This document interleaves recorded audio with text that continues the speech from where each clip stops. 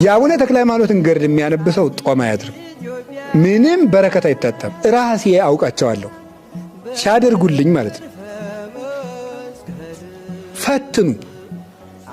የተክለ ሃይማኖትን ልጅ መሆን ከፈለጋችሁ ጠይቁና ፈትኗቸው። አምላክን ምንም ነገር አቡነ ተክለ ሃይማኖት ተጠይቀው ደግሞ ሰው አይንቁም። በጣም ደግ ተክለ ሃይማኖት ማለት ምን ማለት መሰላችሁ?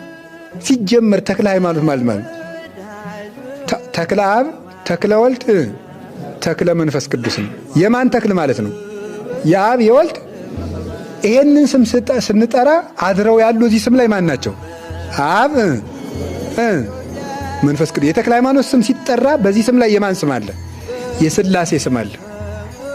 ስለዚህ ምድሩን ይባርካል። ምድር ላይ ከተበረከ ምድር፣ ውሃው ላይ ከተነበበ ውሃው፣ ቤት ውስጥ ከተነበበ ቤቱን ይባርካል። የተክለ ሃይማኖት ስም የእግዚአብሔርን ስም የተሸከመ ስም ነው። ይህ ስም በተጠራበት እርግጠኛ ነኝ መፍትሄ ስራይ ምናምንትስ አትልፉ። ይህ እንትን ምናምን ከጠንቋይ አትሂዱ። ፍትልክ ብላችሁ ጸልዩ። የአባታችን ተክል ስታነቡት እንዲያው ንገራችሁ፣ ዝም ብላችሁ ታዝቡ። ኢየሱስ ክርስቶስ የሚለውን ስም እንደ ተክለ ሃይማኖት ያከበረ ሰው አይቻለው። በደንብ ነው ያከበሩት። እንዲያው ምንድን ነው ያሉት እኮ ኦ እግዚእ ኢየሱስ ክርስቶስ ሃይማኖቴኒ አንተ ምግባሬኒ አንተ። ጌታዬ ኢየሱስ ክርስቶስ ሆይ እምነቴም አንተ ነህ፣ በጎ ሥራዬም አንተ አሉ። አንተ ነህ፣ እኔ አይደለሁም አሉ። እምነቴም አንተ ነህ፣ በጎ ሥራዬም አንተ ነህ። እንደ አባ ተክለ ሃይማኖት አቡነ ጌታችን ኢየሱስ ክርስቶስ የሚለውን ስም የጠራል የለም። ሙት አገኙ፣ አልዓዛርን ያስነሳው ጌታ ኢየሱስ ክርስቶስ ነው፣ አንሳው። ውሃውን ጠጅ ያደረከው ጌታ ኢየሱስ ክርስቶስ ሆይ ውሃ ስጥ። በጌታዬ በኢየሱስ ክርስቶስ ስም አንተ ጋኔን ውጣ።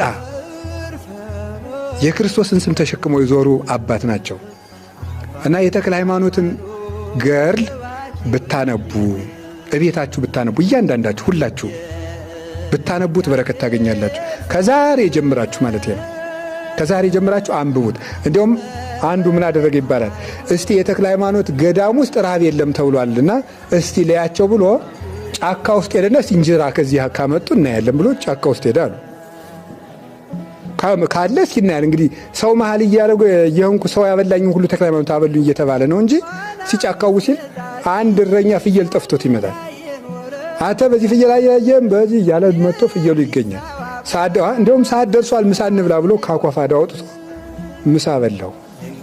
ፍየል ጠፍቶ ሲፈልግ ማለት ነው። እንደው እርግጠኛ ነኝ እኔ አባ ተክለ ሃይማኖትን አባታችንን ራሴ አውቃቸዋለሁ ሲያደርጉልኝ ማለት ነው። ፈትኑ። ይሄ ሁሉ ቅድስና